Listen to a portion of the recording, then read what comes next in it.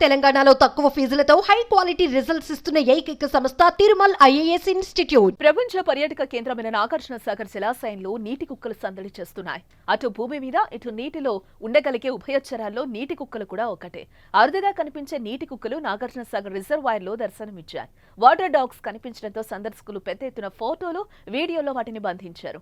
సాధారణంగా సముద్ర తీర ప్రాంతాల్లో అరుదుగా కనిపించే ఈ వాటర్ డాగ్స్ నల్గొండ జిల్లాలోని నాగార్జున సాగర్ రిజర్వాయర్ లో సందడి చేశాయి. జలాశయంలో నీటి కుక్కలు కలియ తిరుగుతూ వీక్షకులకు కనువిందు చేస్తున్నాయి. సాగర్లోని పైలాన్ కాలనీలో ఆంధ్ర తెలంగాణ సరిహద్దు వంతెన సమీపంలో ఆంజనేయ స్వామి పుష్కర ఘాట్ వద్ద నీటి కుక్కలు దర్శనమిచ్చాయి.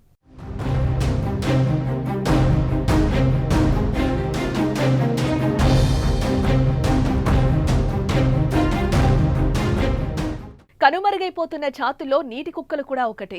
అటు భూమి మీద ఇటు నీటిలో ఉండగలిగే ఉభయచరాల్లో నీటి కుక్కలు కూడా ఒకటి. 2 ఏళ్ల క్రితం ఒకసారి సాగర్ జలాల్లో నీటి కుక్కలను అటవీ శాఖ అధికారులు గుర్తించారు.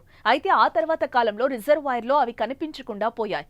తాజాగా సాగర్ జలాల్లో గతంలో కంటే ఎక్కువ సంఖ్యలోనే నీటి కుక్కలు జీవనం సాగిస్తున్నట్లుగా గుర్తించారు.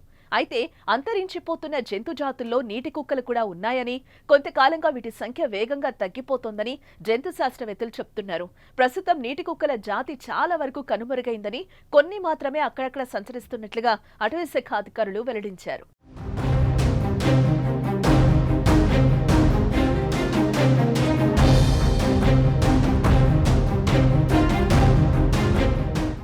ఈ వాటర్ డాగ్స్ చూడటానికి ముంగీస లాంటి తల, మెడ చూస్తే సీల్ చేప గుర్తొస్తుంది. ఇదో రకమైన క్షీరదం. దీనికి శాస్త్రీయ నామం అట్టర్. పెద్దగా ఆలికిడి లేని నీటి వనరులు ఉన్న ప్రాంతాల్లో ఇవి ఎక్కువగా సంచరిస్తూ ఉంటాయి. ఇవి సరీసృపాలు.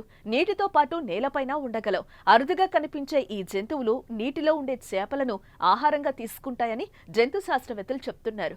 నీటి కుక్కలకు చెందిన 13 జాతులు, 7 ప్రజాతులు ప్రపంచవ్యాప్తంగా విస్తరించి ఉన్నాయి. ఇటీవలే ఆంధ్రప్రదేశ్లోని గుంటూరు జిల్లా ఉప్పలపాడు పక్షుల కేంద్రంలో నీటి కుక్కలను గుర్తించగా, తాజాగా నాగార్జున సాగర్ ప్రాజెక్టులో నీటి కుక్కలు దర్శనమిచ్చాయి. అంతరించిపోతున్న అరుదైన జాతి కావడంతో వీటిని సంరక్షించాలని పర్యాటకులు, జంతు ప్రేమికులు కోరుతున్నారు.